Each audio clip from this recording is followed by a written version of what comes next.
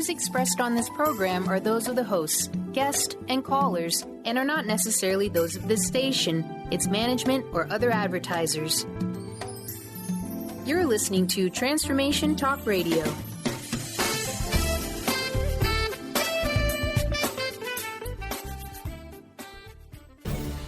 Get ready for a game changer.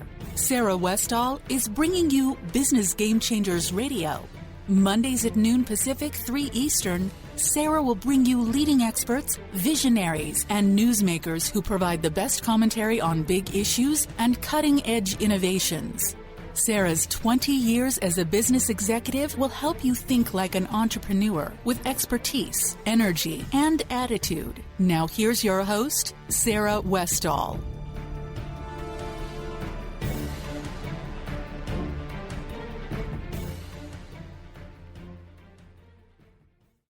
Welcome to Business Game Changers. I'm Sarah Westall, and you're listening to Conscious Business Radio on the Transformation Talk Radio Network. We are going to talk about the United States and where we are on a global competitiveness scale and whether we are positioned well into the future to maintain a leadership in the world on global competitiveness. And if you go to my website, I have a lot of stats and charts and analyze this from a high, big picture level on what factors will allow us to be competitive and what factors will hinder us and not allow us to maintain a leadership position. And there's a lot of things that are in our favor, but there's things that are hurting us as well. We are going to look at that today with Deborah Wince-Smith. She's the CEO of the U.S. Global Competitiveness Council. And the council, which she leads, advises the White House and Congress on U.S. global competitiveness issues and how the U.S. can remain and become more competitive into the future. Their members are very impressive and includes top CEOs in our country, university presidents, and union leaders throughout the country. We are going to discuss today the issues that help us be competitive and also the areas that are danger or red flags that we need to be aware of and that we need to fix, frankly, that we need to go in and break up or figure out how to do it differently because we are siphoning too much of our resources away from activities that'll make us more competitive. For example, our healthcare and our education systems are very top-heavy. They have way exceeded inflation in the costs. But if you look at the structure of the industry, so much of that industry is focused on overhead and not the direct services that go to consumers. So there are many areas in those environments that we can make much more efficient and productive so that we are using those resources to make us more competitive, not wasted on things that are not directly helping our society. And there's other issues, too, as far as the health of our society. You know, you look at how many diseases we get, also incarceration levels. That measures the health of our community. And those are issues, too, because obviously if we're using resources and trying to maintain our mental or physical health, we're not using those resources to be competitive in the world and to maintain our position. And other countries are pretty smart and savvy. They're going to be trying to use their resources in the most efficient and smart ways as well. And so we're going to look at what areas that we are in leadership positions, you know, what technology areas, where we have our patents and our resources going. We are very lucky to have Deborah here today because she is the expert in this, and she will give us a good overview of what's going on. So I want to welcome Deborah Wince-Smith to the program. Hi, Deborah. Welcome to the program. Thank you, Sarah. I am so glad you're here because I want to talk about how we will be able to maintain competitiveness on a global scale. The politicians talk about this a lot, but I really want to talk to the expert on this. And you are the expert. You are the CEO of the Competitiveness Council in Washington, D.C. And what does the Competitiveness Council do? Well, the U.S. Competitiveness Council is celebrating its 30th anniversary this year. And we are a membership organization of CEOs across every sector of the economy with our leading university presidents, our labor leaders, and our national lab directors. And our agenda is to focus on the drivers and agenda to make this country more competitive through economic growth and productivity. So are you affiliated with any party, or are you neutral?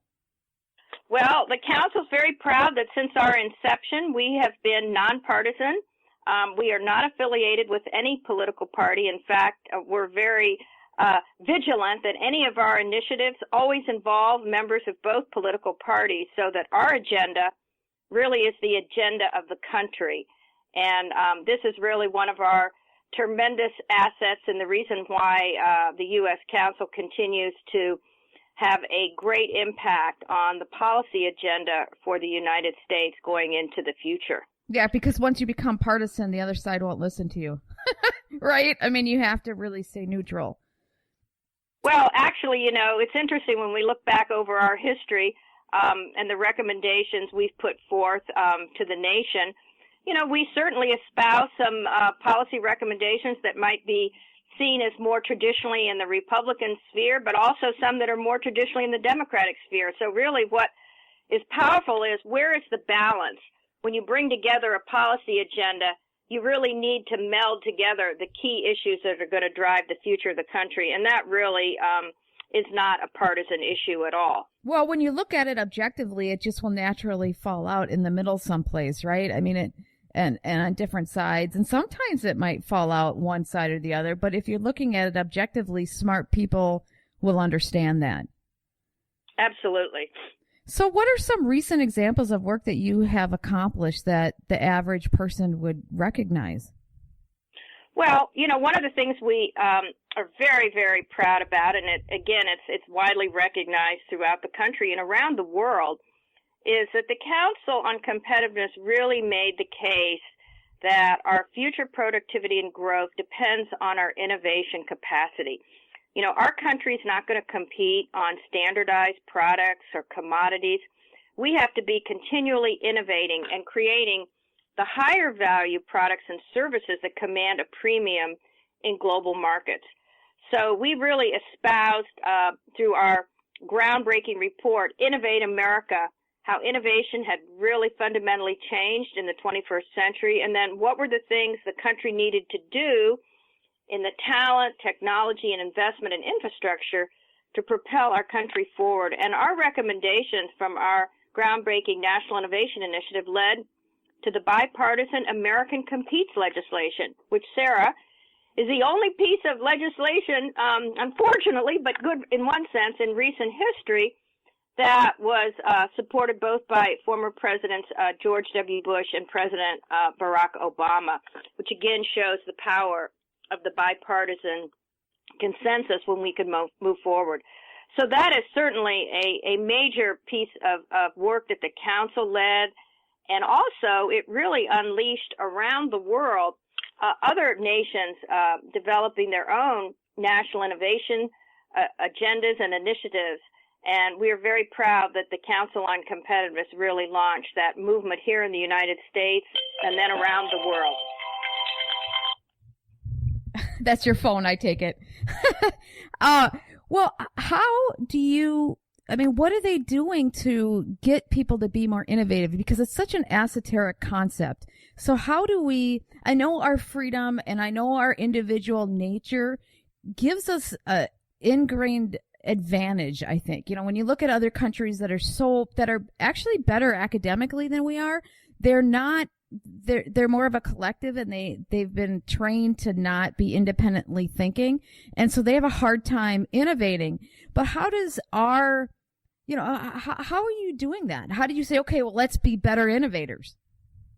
Well, I think a lot of the fundamentals for our nation's innovation capacity really all come down to people, because people are the ones who innovate and are innovators. So ensuring that we have a educational system that encourages risk-taking, that values entrepreneurship, but at the same time gives our young people the skills they need to flourish and navigate in a world that is very digitally driven and that requires systemic thinking that cuts across disciplines, and that also infuses understanding of advanced technology with the importance of the arts, the social sciences, and the humanities. I think that is one of our tremendous strengths in the United States, that we are a creative people, and creativity is not just grounded in an understanding of advanced physics or mathematics.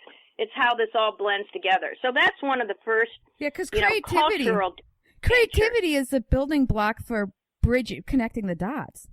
I mean, a lot of artists, I heard a stat that there's more artists that create new companies than people coming on entrepreneurship programs at businesses or at business schools. We have a thing here at the U.S. Council that we need artists who think like engineers and engineers who think like artists. Exactly, and, right. And that again is something that the United States and other countries in the world, also have in their culture. I would certainly cite, the United Kingdom and all the talk right now about what's going to happen after Brexit. I'm very optimistic that in the UK they will continue to really forge ahead as a great innovation nation because of a lot of the cultural attributes we've just been discussing here. Interesting. Well, let's talk about some of the issues that we do have, which is our infrastructure costs, which keeps investments from going towards innovations to the level that I think we would want it to. We have skyrocketing healthcare costs and education costs. Shouldn't these out of balance resources really be going to investing in innovation in our future and not the out of balance infrastructure that we have right now? Well, absolutely. And in fact, I should circle back and really give the definitive definition of what competitiveness is, that was established by the founding of the Council on Competitiveness and our great CEO leaders, John Young being our founder when he was CEO of Hewlett-Packard, that a nation's competitiveness depends on its increases in productivity coupled to a rising standard of living for all its citizens and success in global markets. And the two sectors of the economy that you highlight, Sarah, healthcare and education, really have no productivity growth, and they continue to have tremendous escalation in costs both on the production side and on the consumption side. And so, developing a whole new productivity agenda for those two sectors of our economy is absolutely essential. Now, the other thing that's coupled to this is the fact that we have what we like to say at the U.S. Council, a lot of innovation hostile fiscal, tax, and regulatory impediments that are almost acting as if the United States innovation system were Gulliver. You remember in Gulliver's Travels? Held down the ground by the Lilliputians with all of these ropes and things. Well, the ropes that are holding us back are an absolutely prohibitive corporate tax structure. I mean, just to give you a little bit of the figures that are really, really shocking. In 2016, our corporate tax rate is 38.9%. This is the highest in the world. It's 16% higher than the worldwide average. It's crazy. And then you couple that to the fact that we do not have, like most countries in the world, a territorial tax system. So right now, there's over $2.3 trillion of stranded assets overseas that have been earned by U.S. companies operating in the global environment, tremendous success, and those profits, $2.3 trillion, are not being repatriated back to the United States because of double taxation. Taxes are paid in the country where the profits are earned, and then to bring that money back, the U.S. requires an additional so they're not going to bring it back. They're going to figure out how to. Yeah, they're going to invest it elsewhere. And we've had, a moratorium at various times during the recession. But the fact is, and the U.S. Council on Competitiveness has called for this for years, we need to get a territorial tax system in place and get those $2.3 trillion that continue to grow back in the United States, invested in our decaying, obsolete physical infrastructure and also the knowledge infrastructure for the future. Why can't we get people to realize that? Because it's so obvious. If we're off the charts or the highest in the world, why can't they realize it? Why can't they realize that double taxation is just complete stupidity? I mean, it's absurd. Well, that's one of the issues that unfortunately, has been extremely polarized and politicized. You know, all the talk last year about the concern about inversions, you know, where companies will change their corporate headquarters and move that offshore to get a better tax position. Ironically, when the United Kingdom reduced their corporate tax structure down to about 17%, they became the country where inversions were happening before they had been the country where a lot of inversions of their companies were taking place. So, you know, to be gaming these tax structures is kind of ridiculous, actually. You know, we've called for years to just get our corporate tax structure at the medium of the OECD. Yeah, just get it in line. Or the highest, at the medium. And that still, you know, is tremendously politicized with the debate being, well, you know, U.S. companies don't pay taxes. Well, guess what? You know, they're optimizing their tax portfolio all over the world. And so this is something we need to change, and whoever becomes president of the United States needs to move on that, on the territorial tax, and also get a regulatory environment in place that is innovation friendly, not innovation hostile. And that's another area, you know. And what does that mean? What does that mean? Like, give an example. Like, how can you be friendly to innovation? Well, for instance, I'll give you an example. We have the highest efficacy for the safety and performance of pharmaceutical and medical devices in the world, and that's through our FDA regulatory process. You know, yes, it takes time and it can be burdensome, but once you get through the FDA and are certified for safety and efficacy, you have the gold standard for regulatory approval. That's an example of setting a high bar that gives us a competitive advantage in global marketplaces. So regulation has both it's sort of like the golden mean. It's the balance issue again. So we have other sets of regulations that actually impinge and hurt and undercut our company's ability to be competitive and to stay in the United States. So, for instance, our product liability laws, completely outdated, you know, having these treble damages. There are whole classes of economic activity in the United States that are not done in the United States anymore because of our product liability laws. And so companies will not take the risk, you know, producing an advanced material, having it used in a potential device, and then having, you know, the treble liability on that going forward. So we've called for years, as have many, many studies and organizations, for reforming product liability, and that, again, is something that we have not made progress on in the United States. So that's an example of an extremely innovation-hostile regulatory environment. And then on the side, you know, of having high standards for safety and health, you know, a positive one, even though we could improve the process of timely certification. So the regulatory environment, again, cuts across everything in our economy. It's very deleterious right now in the energy space, where, you know, we're seeing lots of regulatory impediments put on our ability to capitalize on this tremendous bonanza in our country, from being a country that's been energy weak and energy starved to now being a country that's energy strong and that has tremendous energy security, that has a huge impact on the revitalization of 21st century manufacturing in America.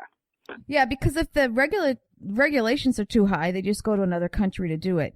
I talk to all sorts of people that develop new innovations and stuff, and there are complaints quite a bit with the new medical inventions and things where they feel that other countries are much farther ahead, other first world countries, if you will, who are working with adult stem cells and growing tissue and doing things that are really helping people get out of wheelchairs and things.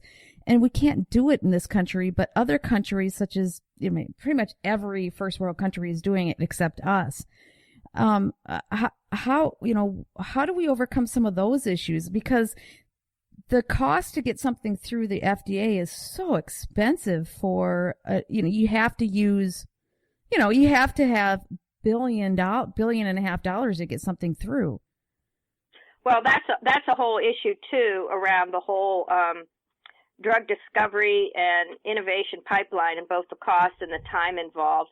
I'll say on the issue of stem cell and some of the other new technological tools that are available, that having some global regulatory practices and regimes are going to be very important. So, for instance, we now have the CRISPR technology, the genetic scissors, that for the first time... I've heard of that, yes.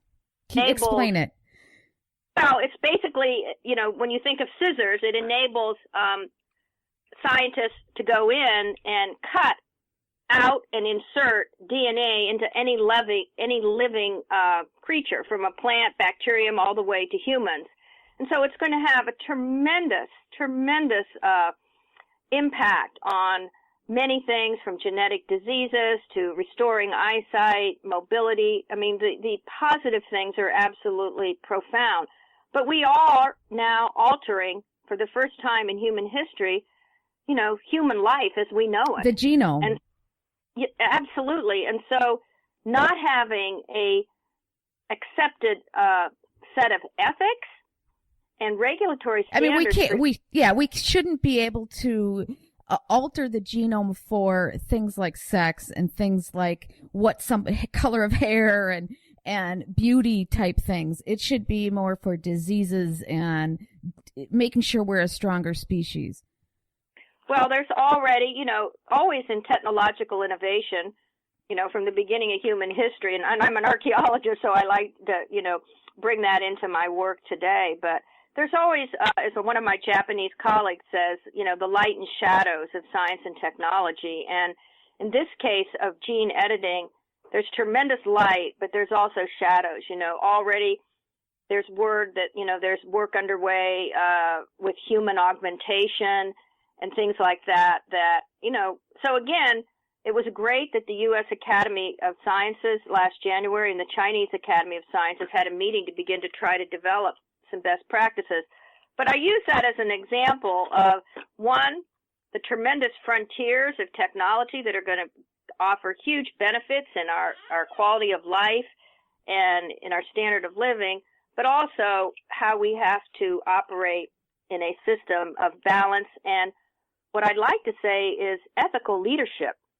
We don't often hear so much the talk about ethics these days, but at the end of the day, ethics is absolutely essential for everything we do as individuals and in our communities and in our nation and in the world. Absolutely. And we have a country that their number one concern right now is corruption in our government. And so if with your organization, having the true leaders in our country could come forward and say, okay, this is enough. We need to come together as a country and be ethical and lead. And those are the leaders in our country. And they all know how to lead. They all understand it, and they're positioned to be able to lead and say, okay, enough is enough. We need to behave better. Well, and of course, one of the things that's very important going forward is the essential imperative for public-private partnerships to address a lot of these daunting challenges facing us going forward. I mean, those in the U.S., but also globally, whether we're talking about, demographics and issues around environmental sustainability, the fact that we need to triple food production by 2050 to feed the world with increasing desire and right to have protein-rich diets, issues around water security. These big global issues require collaboration between the private sector and governments in countries, but also in a global sense. So one of the things that I did want to highlight is that the U.S. Council on Competitiveness has done some major work in partnership with the U.S. Department of Energy to really advance this transformation to a clean, sustainable energy world in concert with this great opportunity that's already underway in 21st century manufacturing with, additive manufacturing and sensors and advanced materials. I mean, we're going to highlight at our 30th anniversary the first ever 3D printed car that was developed in concert with Oak Ridge National Lab and a fabulous startup company called Loco Motors. So the innovation opportunities are huge, but we also have to deal with some tremendous infrastructure threats around cybersecurity. Oh, absolutely. And, everybody talks about the Internet of Things. I like to say it's the Internet of everything, with the physical and digital worlds really converging. And yet we are facing relentless, pervasive, massive cyber attacks against our critical infrastructure. Every corporation is facing this for the theft of intellectual property. So we're going to have to really have some non-traditional thinking and bring together the best minds from the science, technology, but also behavioral science to really develop new ways to dealing with these cyber threats. And I would say that digital guards, gates, and guns are not really going to be the solution to what we're facing on cybersecurity, but it is one of the most pressing, significant issues going forward, both in terms of economic competitiveness and obviously national security. Well, I just did a show on that, and Reuters said that they did a study. Actually, the government did a study in 2014 that showed that virtually all of our weapon systems are at risk, can easily be hacked into. And I also, various sources showed that half of the country in 2015, their data, individual data, was jeopardized in 2015. So it's hitting us now, and it's major. So it's a priority. And I would think that companies like Apple, that has an excellent security system, could come forward and start to educate others on I know it's a competitive advantage for them, but we have to figure out how to get our country safe, right? And so if we can use their expertise and use the expertise of some of these companies that really do a good job at it and figure out how to integrate it everywhere. Absolutely. And, you mentioned, one issue I want to build on, and that is trusted electronics. And, we have in the United States now, and we could have a whole talk on this. Yeah, I'm sure. We only have a few domestically based manufacturing facilities for advanced microprocessors and electronics.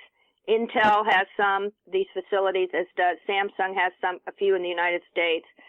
But virtually all of the electronics that are going in, the weapon systems, to smart grids, to everything that powers our economy, our logistics supply chain, all of that is being produced in China. And we do not have trusted foundries. And so the hollowing out of U.S.-based manufacturing and advanced electronics is absolutely a massively critical national security and economic issue. We have a facility now, thank goodness, at Argonne National Laboratory that's set up to just test for the government, do a test electronics components coming in from China and elsewhere to make sure that they are not faulty and that they have bugs and implanted devices and things. So yeah, because they could easily put it into all the circuits that they're bringing in. Absolutely. And one of the initiatives that we are launching actually next week with our group of our Chief Technology Officer Forum, we have a fabulous group of CTOs led by the Chief Technology Officers of Boeing, Lockheed Martin, and Deere, with Vice Presidents for universities and Deputy Directors of National Labs, is to look at the challenges of beyond Moore's Law. And as we get to the end of Moore's Law in terms of how much circuits, can be put on a processor, to also develop the public-private partnership to reestablish next-generation electronics manufacturing and trusted foundries in the United States. If I had the opportunity to advise the next president of the United States, I would say this is something that we need to put together our resources, our Defense Department, our national labs, our universities, our companies, and invest and come together and leapfrog into the next generation of electronics and make these in the United States at scale. And we need to have our tremendous investment that sits in hedge funds and other vehicles also being invested in things that matter for our country's future, not just in arbitrage. Exactly. What about the rare minerals? Because rare minerals are needed for all the electronic stuff. And we don't mine any of that anymore. Is that an issue in your mind? It is. There are rare earth companies such as Molycorp, that have had tremendous business challenges. I mean, the Chinese, just as they dominate. Really dominated in terms of the cost structure and buying up a lot of these facilities, just as they did in steel with huge overproduction of steel, have really cornered that. Now, the good news is we are developing, through public-private partnerships and with our national labs and universities, synthetic rare earth materials so that we... Like crystals and things? Yes, but that's a longer-term thing. So, obviously, rare earths are a very serious issue. And, this all gets back to the other component we haven't really talked about, Sarah, and that is, the whole issues around trade and fair trade and ensuring that there is a level playing field. I think that China's accession into the World Trade Organization was very premature and has caused tremendous problems because they are not a free market economy. They don't follow the strictures that the rest of the world does on trade. And what with the cybersecurity and the massive theft of intellectual property and following indigenous innovation and targeting specific sectors, there's no question that we've seen tremendous havoc in industrial sectors in the U.S. and all around the world, and how this has impacted our jobs and our standard of living. So that's going to be a set of issues the new president will have to grapple with. Having said that, overall, trade liberalization and opening markets has been of tremendous benefit to the United States and to most of the world. So well, as that's long going as to be they're a playing real balance fair issue for the next president to grapple with. Yeah, because as long as they're playing fair, but if the government gives incentives for certain industries to be able to take over our industries, it makes it impossible. We shouldn't be we shouldn't be trading with them openly if they're doing that, because all it's going to do is destroy our industry. But if they're playing fair and they're not giving government incentives to that degree, then that's fine. And also to ensure, that we are implementing our trade laws around counterfeiting and dumping and all of those things, which I think we have not been as forceful as we were in even 20 years ago. You look at the famous U.S.-Japan semiconductor agreement in 1986, where President Reagan stepped in to impose massive dumping penalties and shutting the Japanese out of our markets when they were dumping DRAMs around the world and undercutting the costs and basically trying to wipe out our industry. And that agreement and those dumping orders absolutely stopped that, enabled us, to recoup. We haven't done something on that scale in a long time, and it's time for our government to be very vigilant in enforcing and initiating trade cases that are in the support of our industry and our jobs in America. That's smart, that we protect ourselves and we're smart about it.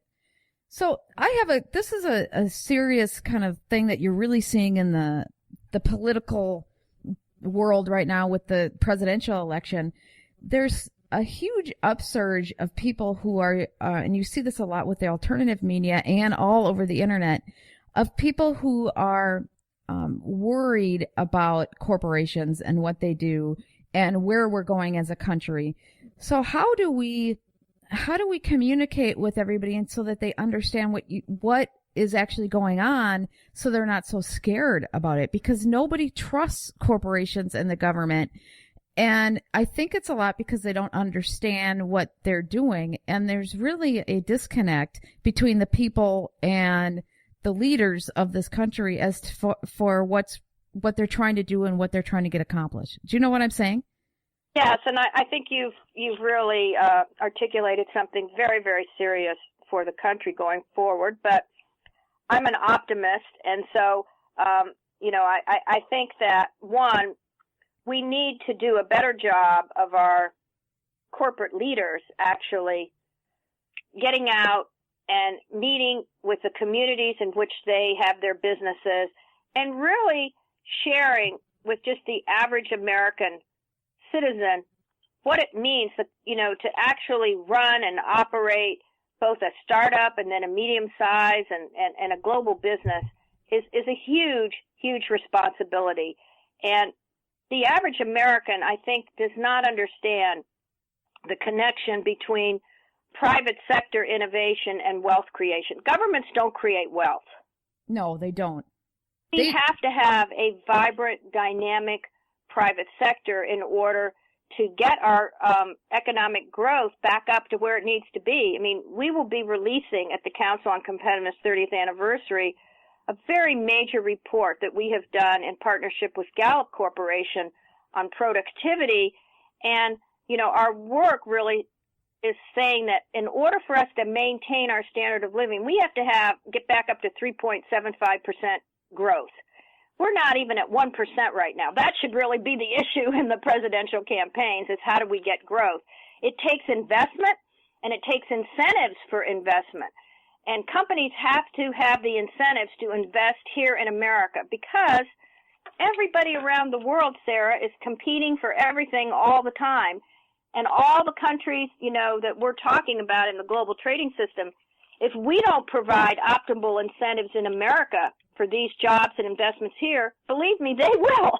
Well, exactly. And they have customers too. Well, but so I think there needs to be a new compact between the leaders of industry with the average American citizens to say, we are here, we are part of the infrastructure of America, we're going to employ you, we're going to help you get the skills you need, and to really return to an era where what was good for corporate America was also good for Americans.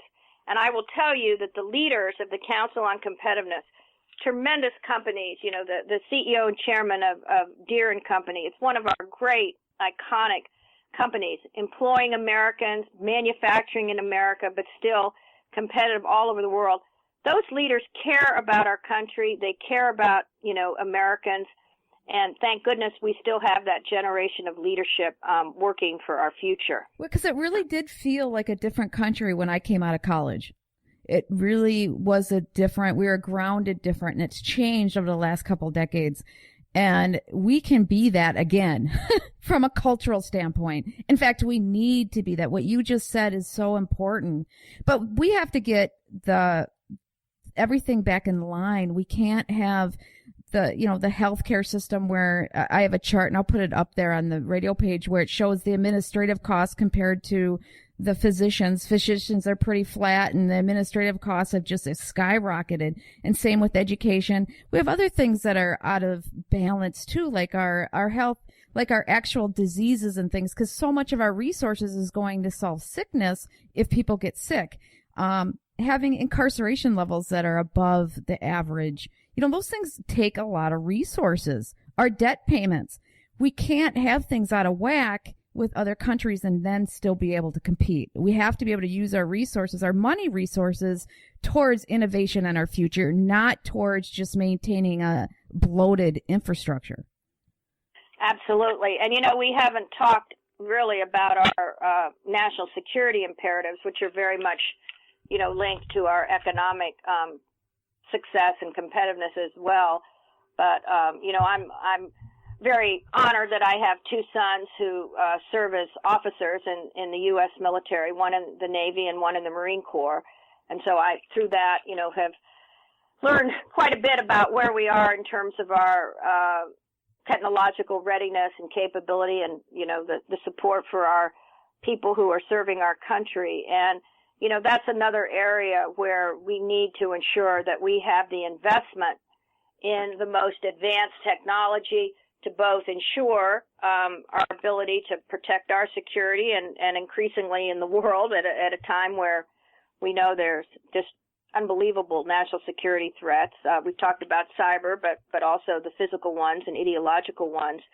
And so we have a lot to do in our country to invest in our infrastructure, and not just physical, but the human infrastructure, and to ensure that, you know, every American has the opportunity to get an education and the skills that they need to compete in a very fiercely competitive world going forward. And I'm optimistic that we can do that if we really focus on the talent, the technological innovation, the investment, and the infrastructure, and look at these as an integrated system, not as stovepipes. And hopefully, after this election, I'm praying that the country will pull together and really begin to tackle many of these issues that you and I have discussed this morning. But it's a time of tremendous opportunity, too.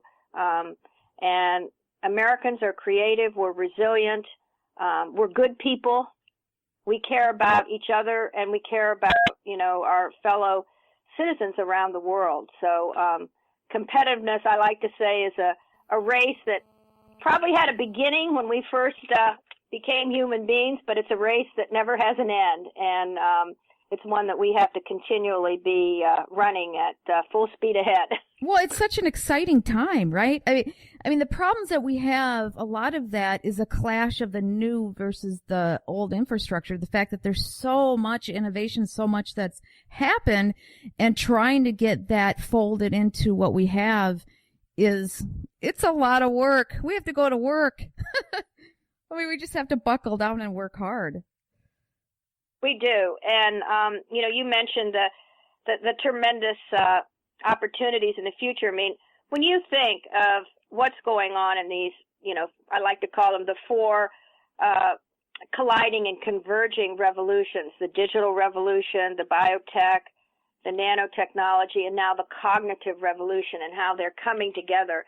I mean, yes, we're looking now at artificial intelligence and autonomous vehicles and all those things that will, again, change how we live and work. But I believe that, back to this discussion we had a little bit earlier on ethics, I think that when you look at artificial intelligence, I know you just had a program on that recently, the value systems that are going to be embedded in the programs for artificial intelligence are extremely important for our country and the world.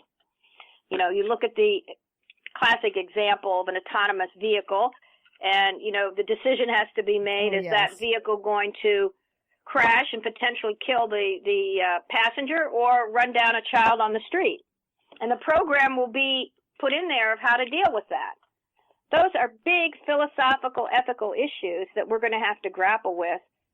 But at the same time, we can't be Luddites and not allow scientific progress to go forward. Well, the fact that we have to make that decision, we have to look at it in context, because that's an awful decision, but we will be saving so many more lives. There'll be a lot more children and a lot more passengers' lives that are saved by having the vehicles be able to keep us safe in the first place. So keeping us from that technology, yes, we have to make additional awful decisions, but that technology will save so many more lives that it'll be worth it. And absolutely. And, people have often said to me, well, you look at these 21st century factories, and I've been in some where there were very few humans, on the factory floor, the way things are being designed and made and produced, with now 4D, four-dimensional additive manufacturing, where the materials actually form into different shapes upon being produced. I mean, that's just amazing, the work at Lawrence Livermore Lab and elsewhere. But, the issue of, well, what will people do as we have fewer and fewer people working in an obsolete 20th century production facility? And I hope, and I'm older than millennials, of course, I'm hoping that we will see the way that things that we perhaps have not valued as much in recent years, we will return to value and place a premium on, the caregivers, the people who take care of our children, that teach our children. I mean, you look at the wage structures of some of those jobs that are so important to our existence as human beings, that we will revitalize the importance of that. Yes, that would be so great. As the brawn is taken out of the factory, as it were. Oh, that would be so great. We've had conversations in my class. I teach at the University of Minnesota at the business school, Carlson, and we've had classes where I've talked to my classes about this. What do we do? What do people do as we automate and we start to get to the next generation where all this technology comes in? What work will these people do? And it's always a really interesting conversation, and there's people who are excited about it and people who aren't, and so like you were saying, hopefully our mindset can change and do things that really nurture us as human beings.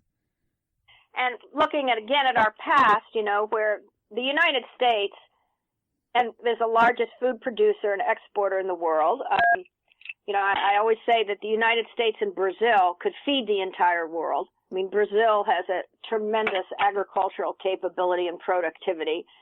And yet we have employed much fewer people in our agricultural enterprise than we did, even 20, 30 years ago, and it continues to be more productive.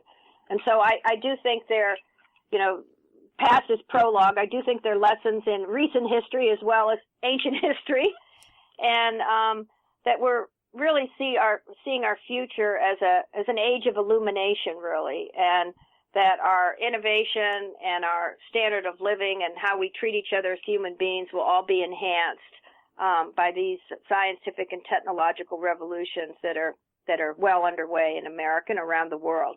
Well, I have a couple more questions for you before we wrap this up. But how can universities and businesses and government, because I know you work with leaders in all those areas, how can they work together to focus our resources towards investments that'll truly help versus, which is an important difference, be competitive, long-term versus maintaining the status quo? Because some of these companies are entrenched in doing it a certain way, and they don't want to lose their cash cow now. You know what I'm saying? Yes. Well, there's that saying that you either innovate or evaporate. So I would, certainly signal that to those companies that, Kodak being a good example where they chose not to, even though they invented digital photography, they chose not to go down that path because of, making tremendous wealth from their traditional film industry. And of course, Kodak doesn't exist today. But the university industry laboratory collaboration is one of our great strengths and assets in the United States. No one in the world has this triad that comes together to work on scientific discovery, but also on some big technological challenges. I'll give you an example. I mentioned a couple of our national labs, but at Lawrence Livermore National Laboratory in California, there's something called NIF, the National Ignition Facility. It's the largest laser machine in the world, tremendous optics and everything that was done to design and build this, built by our fabulous pipe fitters and plumbers. That union is a great union, and its president is vice chair of the U.S. Council. But they're actually simulating a star on Earth there. And that collaboration that has huge implications for, energy sustainability and clean energy with no carbon, that involves deep partnerships with industry, universities, and labs in order to enable that project. And there are many, many other examples, that I could give on that, including what I highlighted on the advanced manufacturing. The work that we did at the U.S. Council on Competitiveness a few years ago at the request of the White House was to really put a consortium together to take the power of high-performance computing, supercomputing, and get that into the hands of small and medium manufacturers in the Midwest. The initiative was called Endemic, the National Digital Engineering Consortium. And we brought together Ohio State and Purdue and University of Illinois with Argonne and other national labs, and big companies, Procter & Gamble, Lockheed Martin, GE, and put together the training and the resources so that small manufacturers in the Midwest could access these simulation tools. And we had one company, I always love to cite this one, called Checo Plastics, that was about to go out of business. And getting access to these simulation tools, not only did they change their whole competitive product offering, but very soon they were exporting pallets to Germany, and now they are a growing global enterprise. So that's a beautiful example of bringing together the partnership with companies, large companies, working with small companies, our universities and our national labs to do something that really changed the trajectory of manufacturing competitiveness in the heartland of our country in the Midwest. Oh, that's excellent, because that's what we need. That's what our people need. And, the only thing I would say that we need to improve in our higher education system in a big sense, and it's not really the improvement there, but in the pipeline. We have to get more Americans going in, to the STEM fields, into the math, science, and engineering. I mean, we have at the graduate level, it's really shameful how few Americans are getting these graduate degrees, particularly in engineering, vis-a-vis non-Americans. And of course, we don't value it, right? We don't value it. Old-fashioned visa laws, once we invest as a nation in educating these talented young people, we send them back to their countries as opposed to allowing them to stay and work in the United States. That's crazy. That's pretty idiotic. That's crazy. Yeah, we have to do that. We do. I see that too. The amount of people that are getting graduate degrees from other countries versus our own country is out of whack. It's another area that's out of whack, and we really need to value that. It's a cultural issue that we need to value it.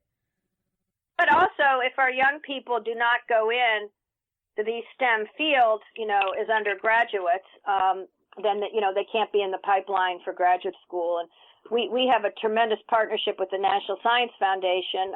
Director Franz Cordova is a great leader, and that's called Exploring Innovation Frontiers. And we're really looking at how we can expand the number of innovators in the pipeline, particularly women and minorities. And last year we had one of our dialogues at University of California, Riverside, and that's a university to look at in terms of a best practice because they have one of the highest success rates in the country of bringing women and minorities into STEM fields as undergraduates and having them move into the graduate arena. And they're doing some very innovative things to encourage that. But that's excellent.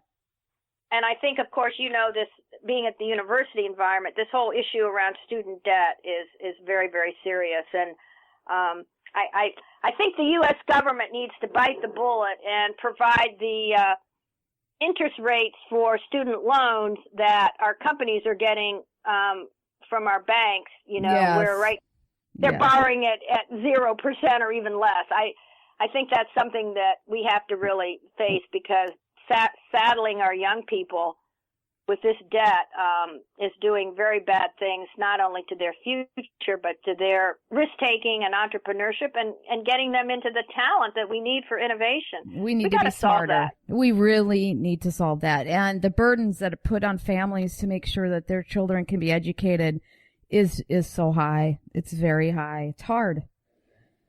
So, I have a son who's in college and my daughter's a sophomore in high school. So that's exactly what I'm thinking. I'm sure you thought through all that stuff as well, but it's, when you're right in the middle of it, you clearly understand it. My son's at North. And I think that, I go to many university campuses and fabulous university presidents are members of the U.S. Council on Competitiveness. We've had great leaders as our vice chair for universities. Right now it's Michael Crow, who's the president of Arizona State, that's been ranked as the most innovative university in America. And, the things that Mike and his team have done at Arizona State to really increase the pool of undergraduates and graduates coming and keeping the cost down and having these young people work at the frontiers of so many areas is just amazing. And he's really an example of a leader bucking some of the traditional ways of doing things to change the game on higher education, and it's really paying off. Well, I need to talk to him then. I need to have an interview with him. Crow. What is he doing? Yeah, quite an innovator, and also focused on the outcomes as opposed to just the traditional metric of universities ranked by how many students it excludes in admissions as opposed to that's awful. I think that's a real obsolete metric too. But in any event, our universities have a lot of challenges as well on their business models and how they're going to be competitive and also get at this challenge of productivity, recognizing that education and healthcare is perhaps not the same as making a product in an automated environment, but nonetheless, we do need to change the cost structure in those two sectors of our economy, as you highlighted in the very beginning of our conversation. Yes, and it ideally more of our resources goes towards the actual education and not to the cost of providing it. Do you know what I'm saying? We not to the overhead. It goes to the people and the best resources we can to provide the education for the students.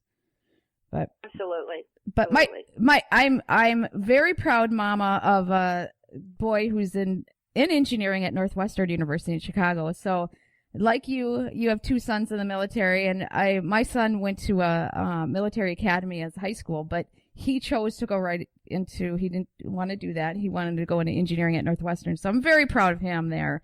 So yes, I'm very in deep on all those issues. Engineering, we have to say something about engineering here, because at the end of the day, engineers are really the creative imagination people that get things done, because the scientific discovery, is elucidating and understanding what exists in the world, as it were. But engineering is creating something that never existed before. Yes, that's and why the all creative... of our innovations require, engineering. And so the U.S. Council has had a tremendous focus on that in partnership with Lockheed Martin, our National Engineering Forum, where we've been working on the capacity, capability, and competitiveness of the engineering enterprise, called NEF, the National Engineering Forum. So for years, Northwestern has a fabulous engineering school, and that's great. And I will give you one other example, Sarah.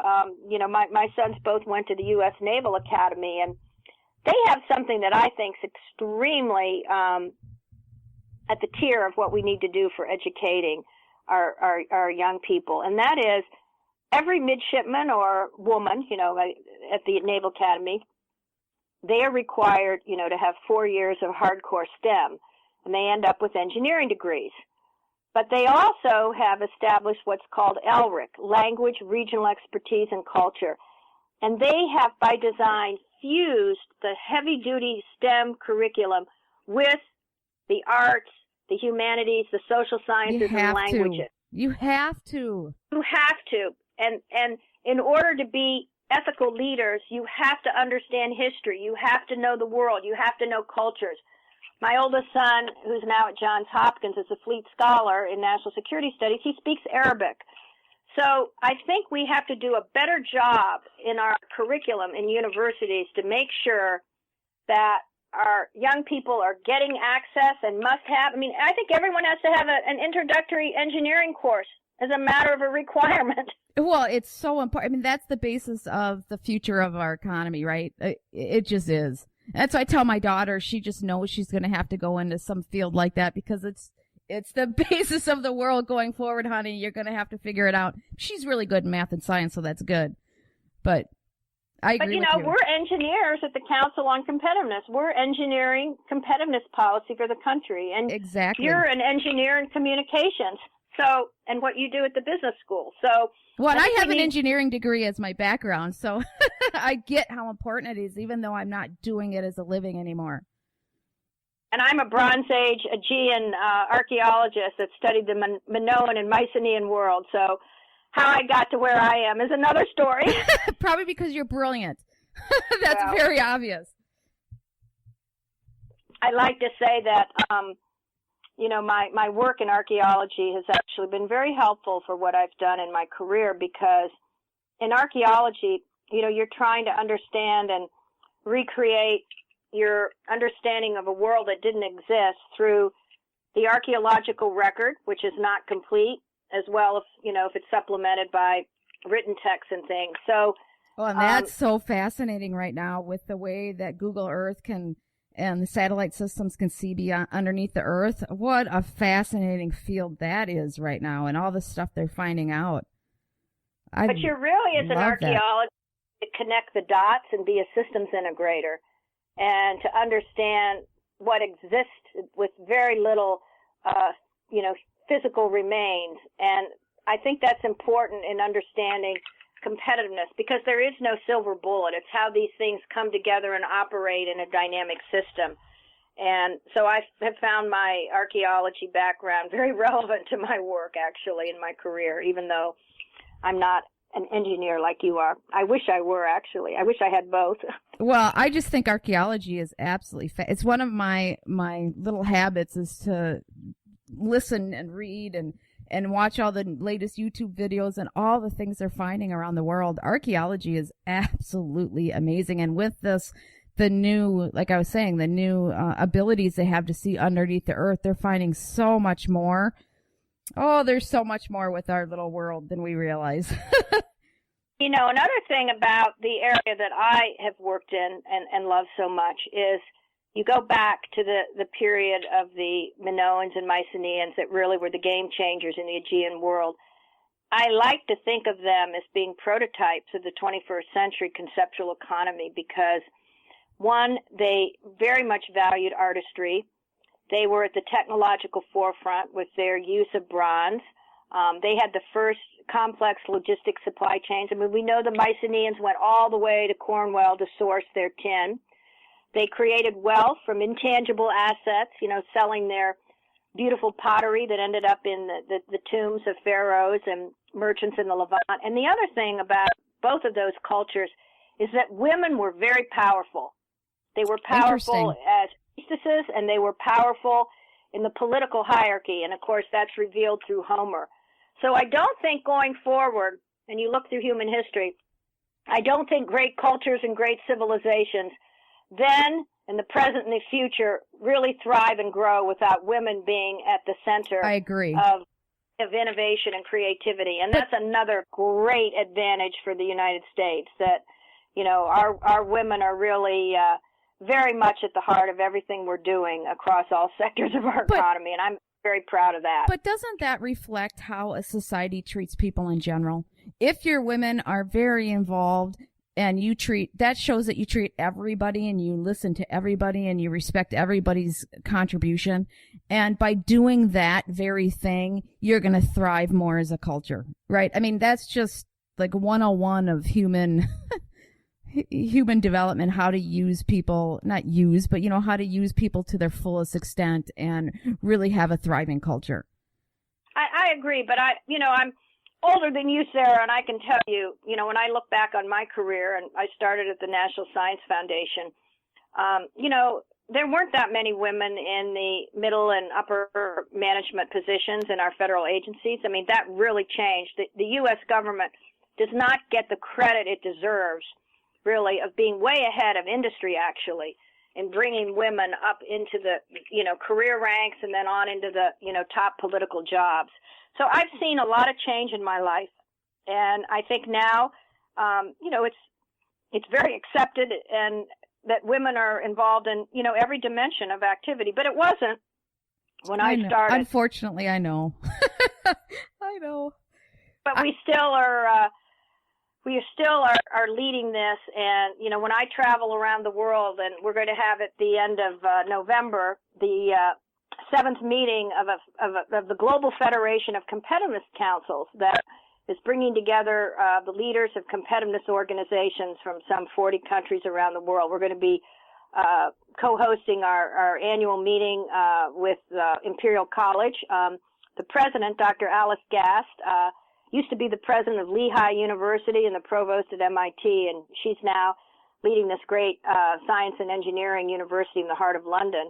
And our meeting is going to focus on the competitiveness of sustainable cities and what goes on in cities that unleashes and enables this innovation, capability, and creativity. And, you know, being in London, I think we decided to do this well before Brexit, but it's kind of exciting because you look at Londinium going back to Roman times and the history of London, you know, all through these centuries, being a leader in the guilds and trade and looking outward. And we're going to have one of our visits at the new Francis Crick Institute that's just underway. That's going to be one of the great centers in the world for life sciences and biology. And so we're very, very excited of that. But, you know, when I see the countries around the world that are making progress in their innovation and competitiveness, again, a lot of the elements we've talked about are there, but they also are recognizing the importance of being inclusive and the importance of diversity and bringing in all of their people to have the opportunity to contribute and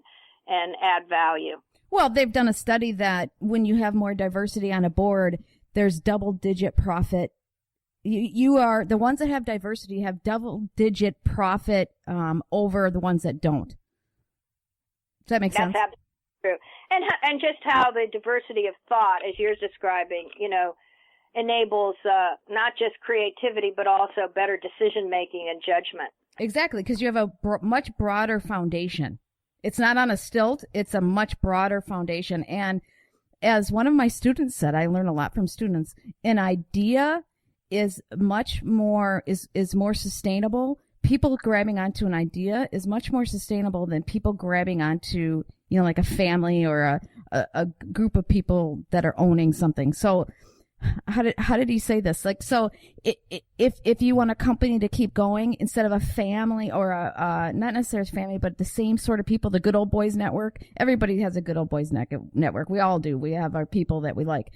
But if you keep giving it to the same people without that broad foundation, the idea is stronger than just the power of I'm not doing a good job. I'm going to have to cut that out. Yes, you're doing a good job. You're actually talking about the exponential power of an idea to grow when it's being fertilized by all these different views and things, and it continues to morph and shape itself over time. Yeah, I have to think about that so I articulate it better, but he did such a better job in the class. It was it really is true because the foundation is so much broader. You have people from all over propagating that idea versus just the same type of people. There we go. There we go. Concise definition of it. Okay, well, thank you so much for joining me today. I love this conversation, and hopefully I can have you back in sometime in the future. And where can people learn more about your organization? Well, our website is www.compete.org. And we are a membership organization of CEOs, not just large-scale companies, but also some small, innovative companies. We got one of the great nanotechnology companies in the world where the technology came out of University of Arkansas as a member, Nanomech. And so we'd love to have anybody that's listening on the show get in touch with us. So www.compete.org. And join this competitiveness movement and journey. And I really appreciate being asked to be on your show, Sarah, and thank you for everything you're doing as a great communicator and publicizer of the important issues for the country, but also your leadership at the University of Minnesota and the Business School. Well, thank you so much. And I, again, appreciate having you come, and I love this conversation. It was great. Thank you.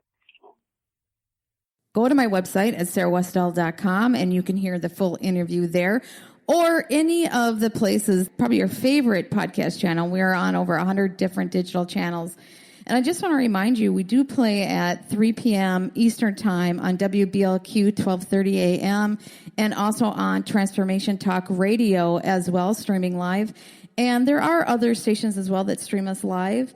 And you can reach us 7 days a week now on Transformation Talk Radio as well. So you should be able to find us at your most convenient times, especially with podcasts. But go to my website if you want to see more charts and informations regarding U.S. competitiveness. And for now, I hope everyone has a wonderful day. You've been listening to Business Game Changers with host Sarah Westall. Tune in each Monday at noon Pacific, 3 Eastern, as Sarah brings you leading experts, visionaries, and newsmakers who provide the best commentary on big issues and cutting-edge innovations. Sarah's 20 years as a business executive will help you think like an entrepreneur with expertise, energy, and attitude. Tune in Mondays at 12 noon Pacific Time and learn more about Sarah at sarahwestall.com today.